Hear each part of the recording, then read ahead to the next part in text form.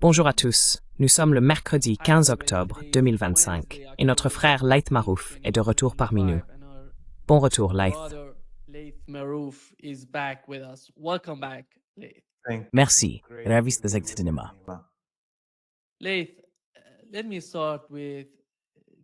Laith, permettez-moi de commencer par le soi-disant plan de paix de Trump et le sommet qui s'est tenu à Sharm el-Sheikh en Égypte. L'Iran a décidé de ne pas y participer, mais d'autres pays étaient présents, la Turquie, le Qatar et d'autres États arabes ainsi que les Européens. En regardant ce qui s'est passé en Égypte, quel a été le résultat et qui a tiré profit de ce sommet?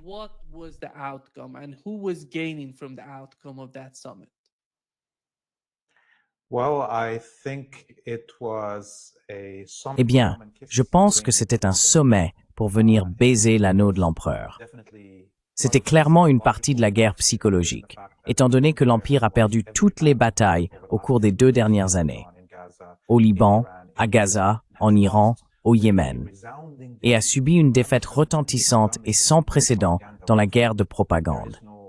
Il n'y a plus aucun retour possible vers une quelconque légitimité pour la colonie sioniste, ni pour le sionisme, ni pour l'exceptionnalisme occidental. C'est fini. C'est une défaite éclatante sur les rivages de Gaza. Ce que nous avons vu là, c'était une humiliation publique de tous les vassaux arabes et musulmans, principalement, ainsi que de quelques suppléments comme le Royaume-Uni, l'Italie ou le Japon, qui au cours des 2 dernières années ont essayé de faire semblant de ne plus être des vassaux. Mais ils ont tous été réunis pour venir baiser l'anneau au doigt de l'empereur et, devant tout le monde, s'humilier sous ce logo de paix 2025. Voilà ce que c'était.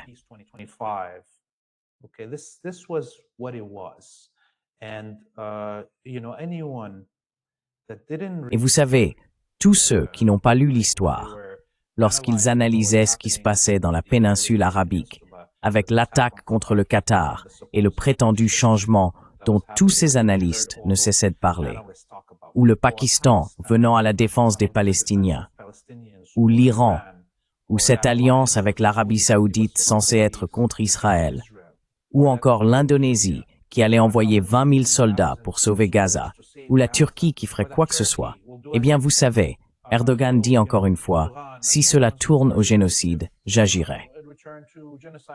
La vérité, c'est que tous les dirigeants de ces États arabes et musulmans qui ne sont pas venus en aide à Gaza au milieu de l'Holocauste sont tous des vassaux.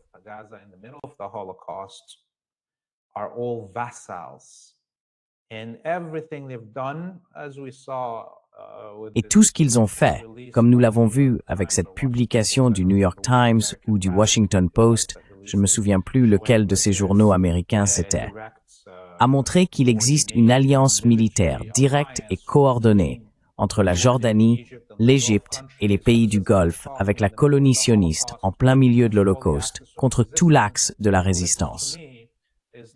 Eh bien, cela ne me surprend pas, car j'ai lu l'histoire, je le sais. C'est la même histoire depuis 1917.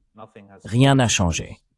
Ces régimes vassaux ont survécu aux révolutions des années 1940, 1950, 1960 et 1970 et sont désormais des composantes à part entière de l'Empire, prêts, devant leur propre peuple, à venir baiser l'anneau de leur maître à la Maison-Blanche lors du sommet de Sharm el-Sheikh.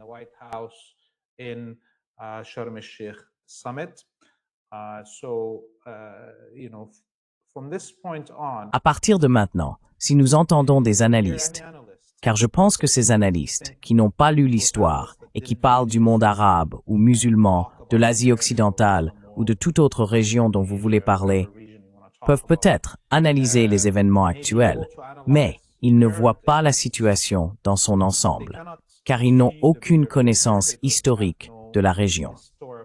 Et cela nous conduit à ces analyses que nous voyons sans cesse, qui font passer les gens par des montagnes russes émotionnelles. On dit que l'Arabie saoudite va changer, que la Turquie va changer. Aucun de ces pays ne va changer.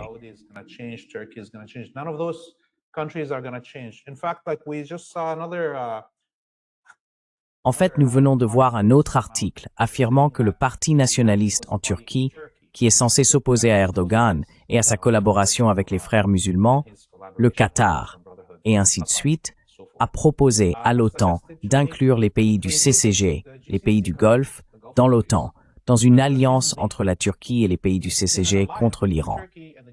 Nous avons donc plusieurs éléments qui nous paraissent clairs à présent. Et d'ailleurs, ces publications, je veux être très clair, qu'elles proviennent de journaux occidentaux ou israéliens, font également partie de la guerre psychologique. Ce sont toujours les sionistes qui veulent nous rappeler qu'ils ont à leur solde et sous leur contrôle la plupart des dirigeants arabes et musulmans.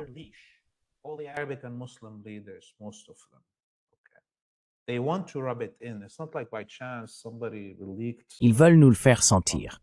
Ce n'est pas comme si, par hasard, quelqu'un avait divulgué un document aussi important. Cela fait aussi partie de la guerre psychologique.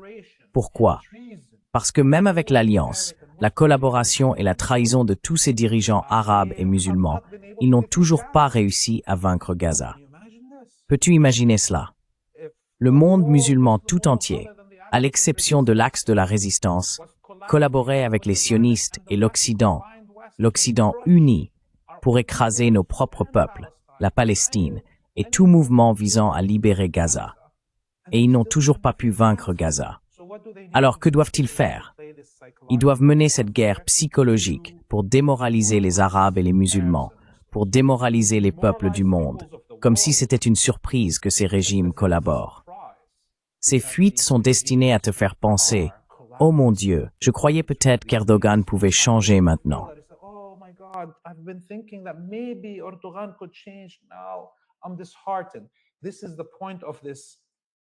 Je suis découragé. C'est précisément le sens de cette fuite à propos de la Turquie, parce que c'est un fait. Tous les partis du Parlement turc collaborent avec l'Occident.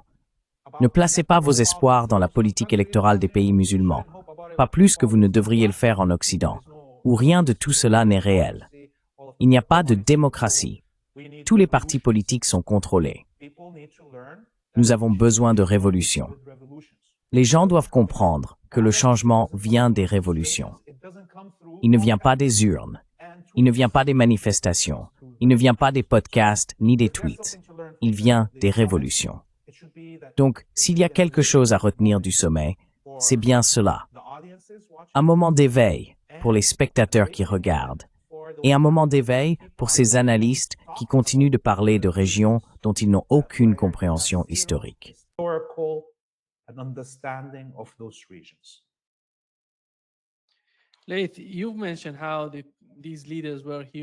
Laith, tu as mentionné comment ces dirigeants s'humiliaient devant Donald Trump. Mais nous avons vu la même chose en Israël. Donald Trump s'humiliant lui-même pour Netanyahou, simplement pour donner une meilleure image de Netanyahou. Regarde, depuis qu'ils ont décidé de conclure un accord avec le Hamas pour libérer les prisonniers, ils ont envoyé Jared Kushner et Steve Witkoff en Israël. Quand Steve Witkoff s'adressait à la foule, à ceux qui célébraient, il a essayé de mentionner le nom de Netanyahou. Et chaque fois qu'il le faisait, tout le monde white Netanyahou. Cela montre à quel point Netanyahou est impopulaire en Israël, compte tenu de tous les défis que nous savons exister dans la région. Mais après tout cela, regarde Donald Trump et son attitude. Sortir et tenter de s'humilier, d'humilier les États-Unis, simplement pour mettre Netanyahou dans une meilleure position. Qu'est-ce que cela signifie? Qu'est-ce que cela nous apporte, selon toi?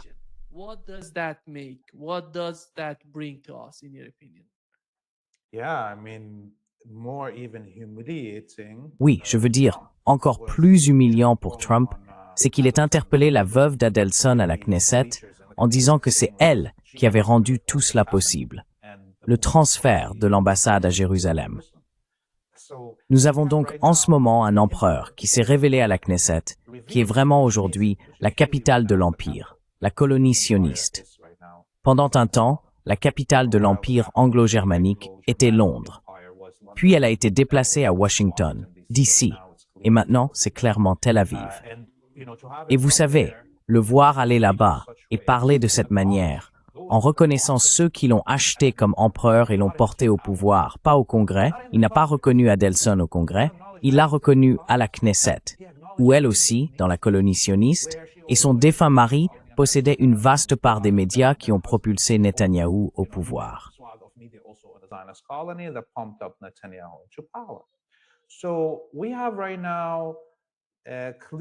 Nous avons donc, en ce moment, des lignes de pouvoir clairement définies. Cela fait également partie de l'extraordinaire succès de Gaza et de la résistance palestinienne.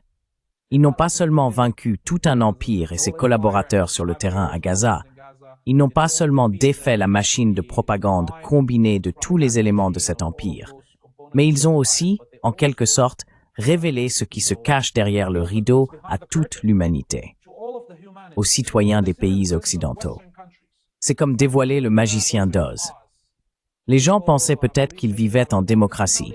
Maintenant, ils comprennent qu'on peut acheter un empereur si l'on a assez d'argent. On peut contrôler les médias, on peut contrôler les tribunaux, et on peut punir ceux qui s'opposent au génocide. Toutes ces révélations sur les véritables mécanismes du pouvoir en Occident sont des réussites de la résistance à Gaza et des réussites du peuple palestinien, qui a résisté à 2 années de génocide sous la puissance combinée de l'Occident.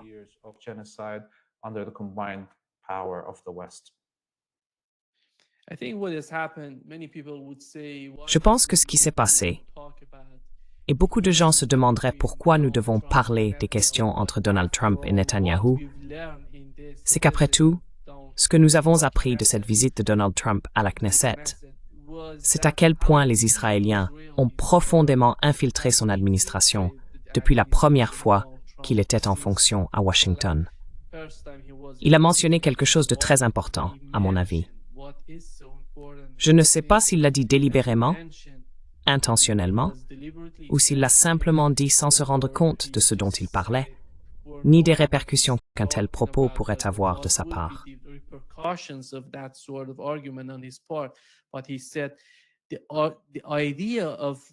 Mais il a dit que l'idée de déplacer l'ambassade des États-Unis à Jérusalem venait de la famille Adelson, Sheldon et Miriam Adelson. Et dans le cas du plateau du Golan, tout montre, vous savez, on pourrait penser qu'il s'agit de petites questions, mais ce n'est pas le cas. Ce ne sont pas de petits détails à ignorer. Cela montre à quel point leur influence sur l'administration est profonde. Peu importe que l'on est un républicain ou un démocrate, ou même un outsider. Ce que Donald Trump était censé être lors de sa première administration et de la seconde. Beaucoup de gens aux États-Unis pensaient que Donald Trump était un outsider arrivant au pouvoir, mais cela ne semble plus avoir autant d'importance aujourd'hui.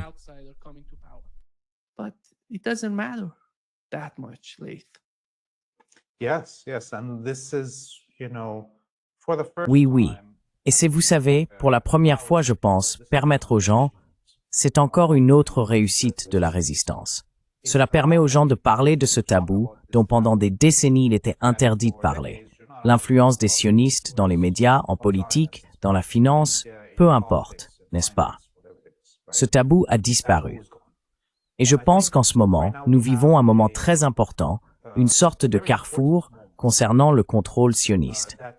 Ce que je vois ici pourrait résoudre le problème, que vous croyez que les États-Unis sont un empire et que le sionisme est un outil de cet empire, et que la colonie sioniste n'est qu'un instrument des États-Unis et que Washington dirige réellement Tel Aviv, ou que vous croyez l'inverse, à savoir que la colonie sioniste et le sionisme contrôlent désormais les États-Unis, le Congrès et les mécanismes impérialistes.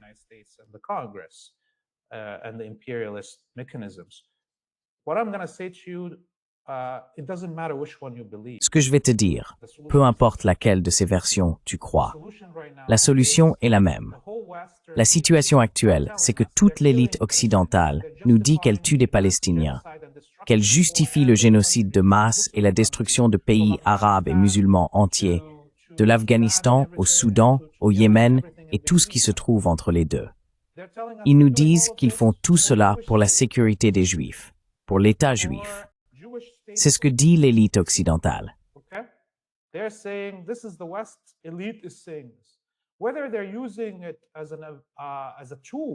Qu'ils l'utilisent comme un outil pour justifier leur génocide, ou qu'ils croient réellement à la priorité de la vie juive sur tout autre. c'est-à-dire qu'ils croient véritablement à la suprématie juive et que le sionisme contrôle leurs esprits et les capitales occidentales, cela n'a pas d'importance. Ce qui importe, c'est que c'est leur bouclier pour empêcher toute résistance. Si vous leur résistez, ils disent que vous êtes antisémite. C'est leur bouclier. Et c'est aussi leur épée. Ils disent qu'ils le font pour sauver des otages juifs ou des vies juives. D'accord? Alors, qu'est-ce que cela signifie? Cela signifie que tant que les institutions juives en Occident, les synagogues, les groupes de pression, les camps d'été, les écoles, seront contrôlés par des sionistes, il y aura toujours une excuse pour nous tuer, nous les Palestiniens.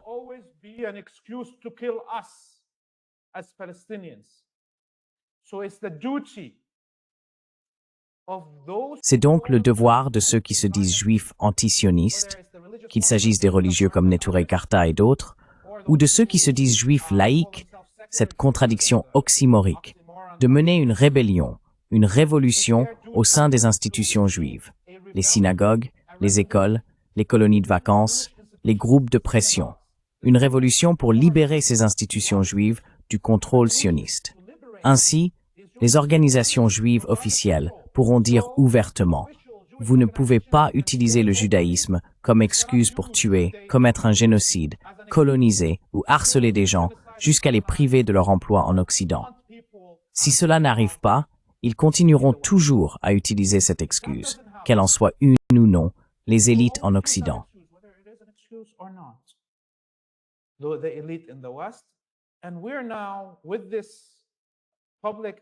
Et maintenant, avec cette prise de conscience publique, cette conscience humaine mondiale, qui est écœurée, quand quelqu'un dit l'Holocauste par les nazis, les gens répondent « De quoi parlez-vous? Il y a un Holocauste en cours, en ce moment. Ferme-la. » Nous en arrivons à un point où si les Juifs antisionistes ne prennent pas leurs responsabilités au sérieux, il y aura une intervention extérieure pour mettre fin au contrôle sioniste des institutions juives. Et cela ne sera pas agréable. Ce sera laid. Nous savons ce qui se passe quand des étrangers pénètrent dans la maison de culte de quelqu'un d'autre. Mais à ce stade, les institutions juives publiques, rien, et dansent au-dessus du génocide, le justifiant.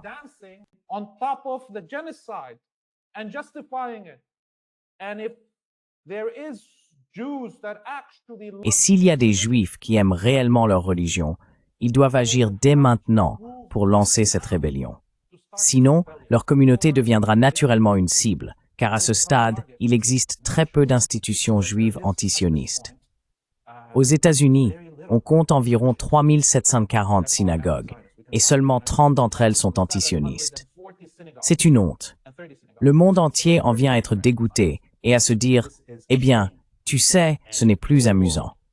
Nous n'allons plus nous retenir. » Alors agissez en tant que juifs antisionistes, où nous serons tous témoins de quelque chose que nous ne voulons pas voir.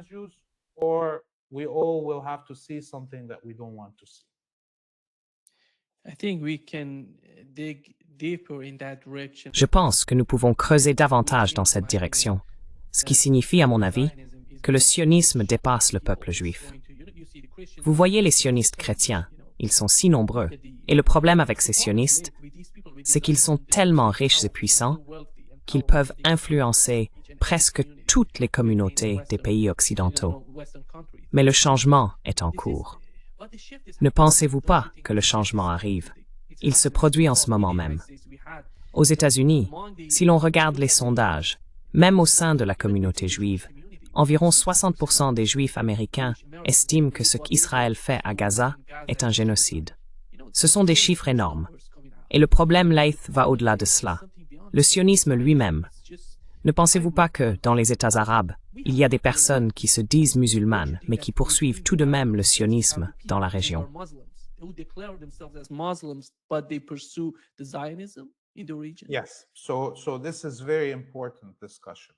Oui.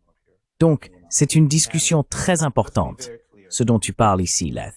Et soyons très clairs, un chrétien sioniste ou un musulman sioniste commet une hérésie. Aussi bien dans le christianisme, cela n'existe pas. Ceux qui se disent musulmans sionistes sont en réalité des menteurs. Ils ne sont pas musulmans. Ils aiment être des esclaves. Pourquoi est-ce que je dis cela? Parce que disons, si tu es chrétien, tu crois que Dieu a envoyé Jésus parce que les gens s'étaient égarés. Et en réalité, le christianisme est une réforme du judaïsme. Le point où les gens se sont égarés, comme Jésus nous le dit, c'est cette idée du peuple élu. Il est venu et a dit, « Vous êtes tous mes enfants, et je suis le Messie, celui qui efface vos péchés. » Massie signifie celui qui efface le péché, le Messie.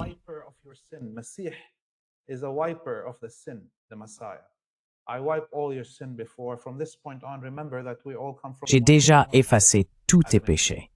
À partir de maintenant, souviens-toi que nous venons tous d'une même mère et d'un même père, Adam et Ève. Et l'islam se voit aussi ainsi comme une réforme des gens qui se sont égarés. Donc, pour un musulman dire « je suis sioniste », cela signifie qu'il ne croit pas en Dieu, le très miséricordieux. Quand nous disons « Bismillah ar-Rahman ar-Rahim » au début, chaque fois que nous ouvrons le Coran, nous disons « Au nom de Dieu, le très miséricordieux ». Mais non, non, non. Selon cette logique, Dieu est un Dieu vengeur, et nous ne venons pas tous d'Adam et Ève. Nous ne formons pas une seule humanité, un seul peuple. Peu importe ta race, ta couleur, ta langue, non, non, il y a un peuple élu, et nous serions tous leurs esclaves. Voilà en réalité ce que signifie l'accord d'Abraham. This is actually what the Abrahamic Accord means.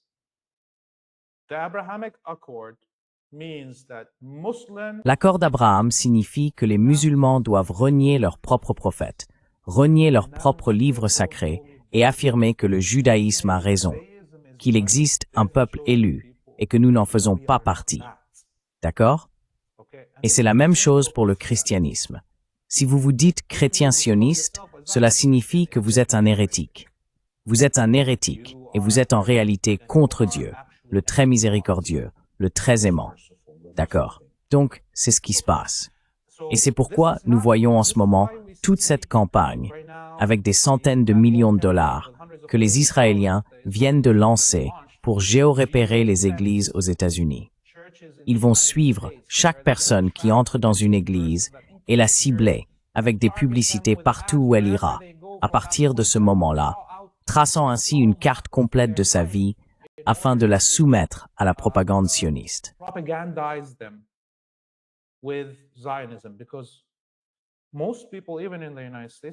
Parce que la plupart des gens, même aux États-Unis, qu'ils soient chrétiens ou musulmans, ne se déclarent pas comme appartenant à telle ou telle secte.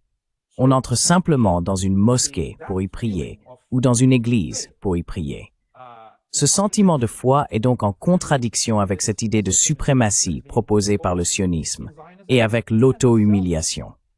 Si vous dites « je suis un sioniste chrétien », vous faites essentiellement ce que Trump a dit à la Knesset à propos de sa fille Ivanka. Il a dit que sa fille ne croyait plus en Jésus. Elle croit en ses paroles de suprématie juive. Voilà où nous en sommes. Et la plupart des gens commencent enfin à en prendre conscience. Nous devons donc être très clairs. Regardez, même en laissant la religion de côté, une personne arabe qui conclut un accord scientifique ou de paix avec la colonie sioniste, comme la Jordanie ou l'Égypte, qu'est-ce que cela signifie?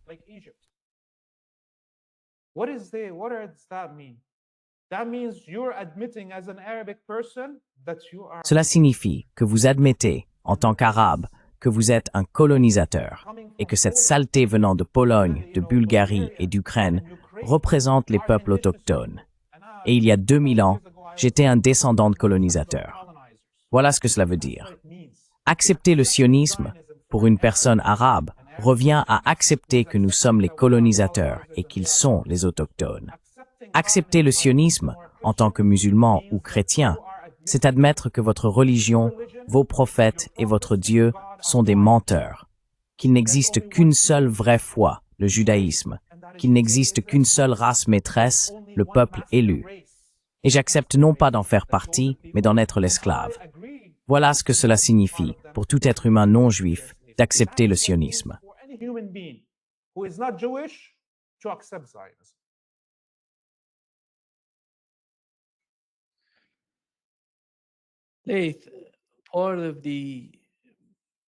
Faith, toute la discussion en ce moment aux États-Unis. Donald Trump est sorti en disant que si eux, ils parlent du Hamas, ne se désarment pas, nous allons le faire.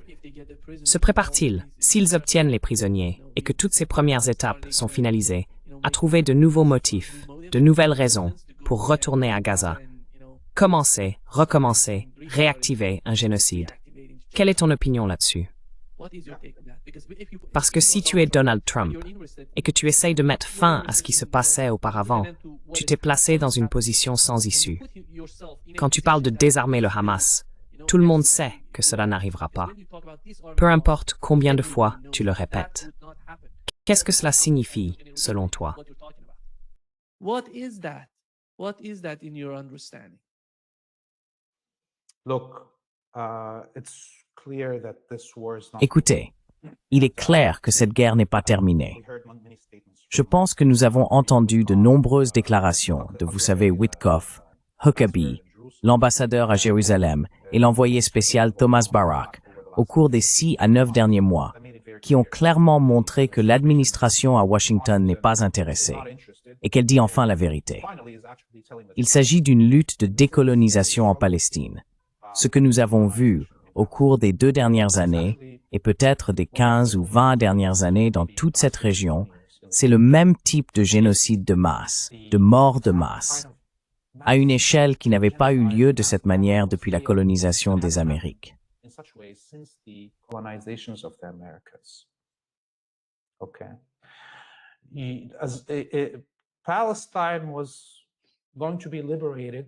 La Palestine allait être libérée tant qu'il resterait un Palestinien. Elle serait libérée, quel qu'en soit le prix. Pourquoi? Parce que les Palestiniens font partie des peuples arabes. D'accord? Et le peuple arabe aurait fini par se battre. Comme après que les croisés ont nettoyé ethniquement et commis un génocide au Liban et en Palestine, le reste du monde arabe a libéré la Palestine et le Liban et les a repeuplés. D'accord? Tant qu'il y aura un arabe qui garde son honneur, il y aura tôt ou tard une riposte. Ainsi l'Occident a compris, en voyant que les Palestiniens ne renonçaient pas, que la seule voie possible était soit le génocide total, soit la soumission forcée.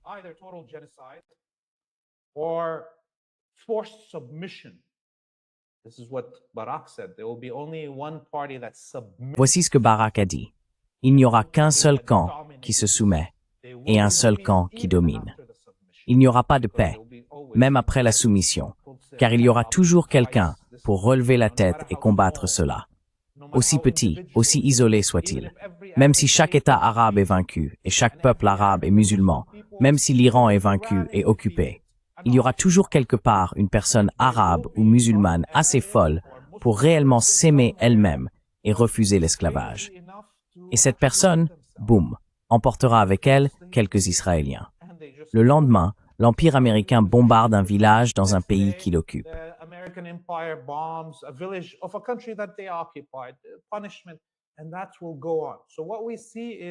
Punition.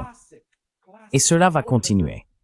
Ce que nous voyons, c'est le colonialisme classique du XVIIIe siècle, le genre que nous n'avions jamais vu auparavant en photographie ou au cinéma. C'est tellement, vous savez, effronté. Non seulement par l'ampleur du crime, mais aussi par la manière dont il est affiché au grand jour. D'accord? C'est ouvertement l'Occident qui dit « Nous sommes prêts à tous vous tuer si vous ne vous soumettez pas au droit de la colonie sioniste d'exister. Et si vous n'admettez pas que toutes vos religions et votre histoire sont des mensonges, que vos dieux sont des menteurs et que vous valez moins, si vous ne l'admettez pas, nous vous tuerons. » C'est le type de colonialisme dans lequel nous vivons aujourd'hui.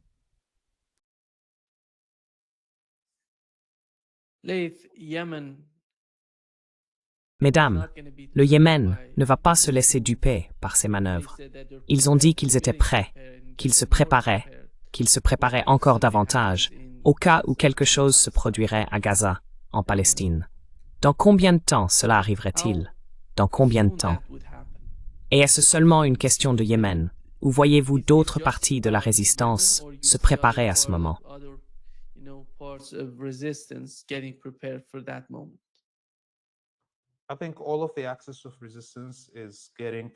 Je pense que tout l'axe de la résistance se prépare à une nouvelle phase de cette guerre. Comme ici au Liban, le Hezbollah et la coalition des groupes de résistance ont profité des 9 derniers mois pour se réorganiser, se restructurer et se réarmer.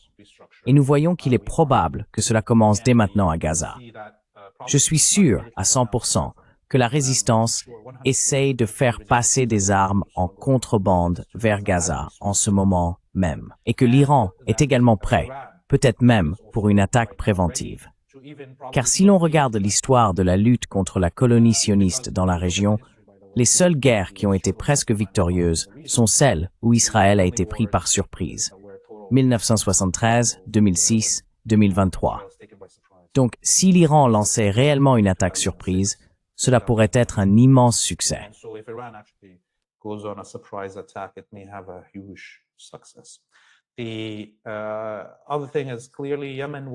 L'autre point, c'est que de toute évidence, le Yémen sera le premier à venir à la défense de Gaza s'il y a un retour aux hostilités totales, ce qui est très probable, car les opérations de la colonie sioniste en Occident contre le Yémen sont les moins rentables ou les moins efficaces au Yémen.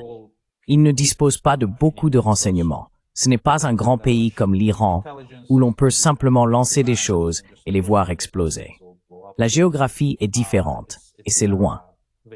L'idée ici, c'est que je pense que la guerre va reprendre. Les choses pourraient être un peu différentes cette fois, pour plusieurs raisons. Non seulement à cause des armes que nous verrons l'Iran ou le Hezbollah utiliser si la guerre revient au Liban, ce qui est également très probable, mais aussi à cause des restrictions que la Chine vient d'imposer sur les terres rares.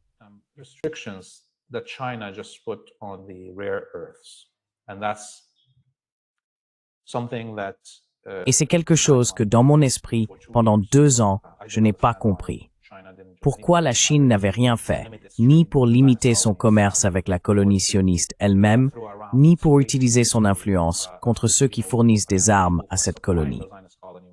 Nous savons maintenant qu'en un seul coup de stylo, la Chine a mis fin à tout le cycle de production des armes intelligentes de l'Occident. Les GBU, les F-35, les sous-marins, les destroyers. Tout est arrêté en ce moment. L'ensemble du cycle de production a été paralysé par une seule signature de la Chine. La Chine aurait pu faire cela il y a 2 ans, et peut-être que les États-Unis et l'Occident n'auraient pas eu assez d'armes à envoyer aux sionistes pour avoir largué l'équivalent de 12 explosions nucléaires de GBU sur Gaza ou les armes qu'ils ont utilisées en Syrie, au Liban, au Yémen, en Irak et en Iran.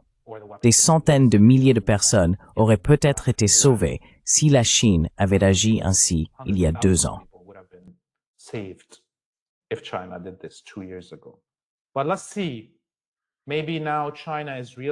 Mais voyons, peut-être que maintenant la Chine se rend compte que l'Occident se sentant plus aventureux et pensant avoir détruit toute l'Asie occidentale, il peut désormais se concentrer sur la Chine.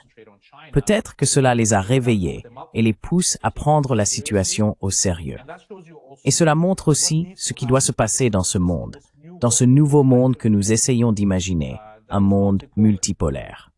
Ce nouveau monde multipolaire ne gagnera rien si nous nous contentons de chanter ses louanges sans imaginer ce que nous en attendons réellement.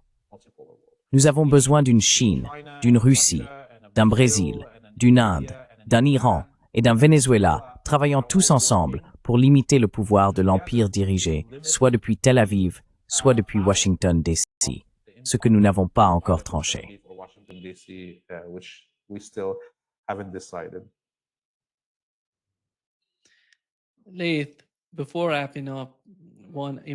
Laith, avant de conclure, à mon avis, l'une des parties les plus importantes de la résistance est le Hezbollah et ce qui se passe au Liban. Quelle est ton opinion sur le Hezbollah aujourd'hui? Parle-t-il du sommet pour la paix? Quelle est leur position à ce sujet? Je n'ai rien entendu de leur part.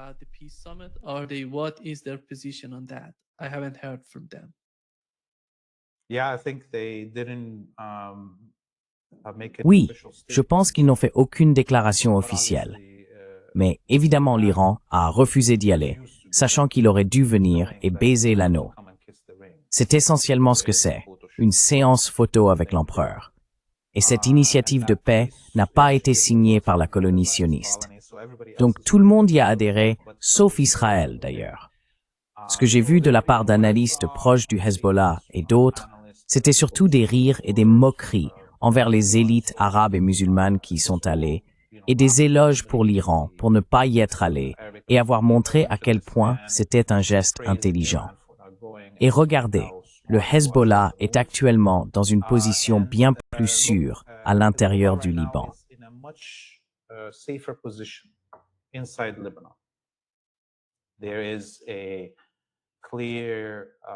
Il existe actuellement une ligne de défense claire mise en place par l'armée qui refuse de permettre au gouvernement du Premier ministre, Nawaf Salam, de créer des divisions au sein de la société. L'armée s'est présentée comme le ciment qui maintient le pays uni et affirme qu'elle ne se laissera pas désintégrer dans les conditions imposées par les États-Unis et le Premier ministre Nawaf. Je pense que le Hezbollah s'est réorganisé. Et pour le moment, nous ne connaissons aucun nom de responsable, à part le cheikh Naïm al-Qassim. Nous n'avons aucune idée de qui sont les commandants militaires, de ce qu'ils font, de ce pourquoi ils préparent leurs unités, ni du type d'armes qu'ils ont introduites depuis le cessez-le-feu.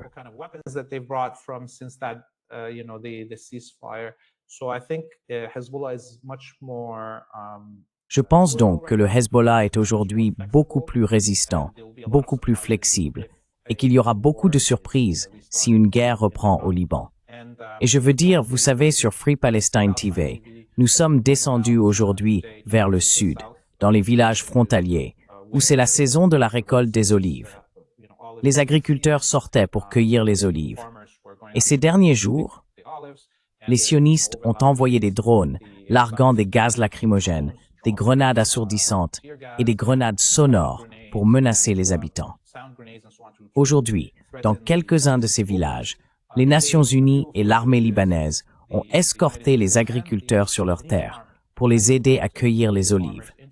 Et les sionistes ont largué une grenade sonore depuis un drone sur les forces de la FINUL des Nations Unies.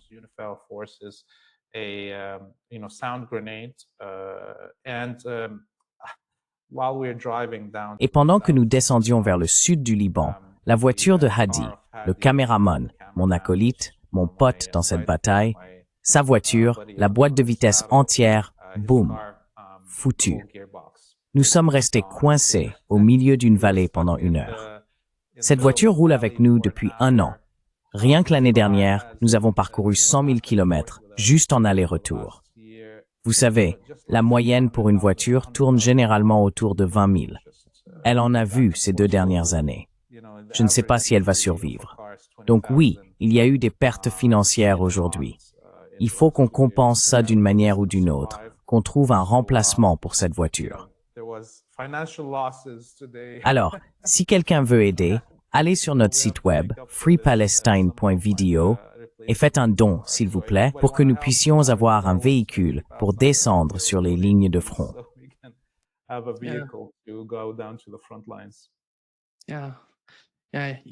Oui, allez-y et soutenez Laith, car ce qu'il fait, personne d'autre n'est capable de le faire.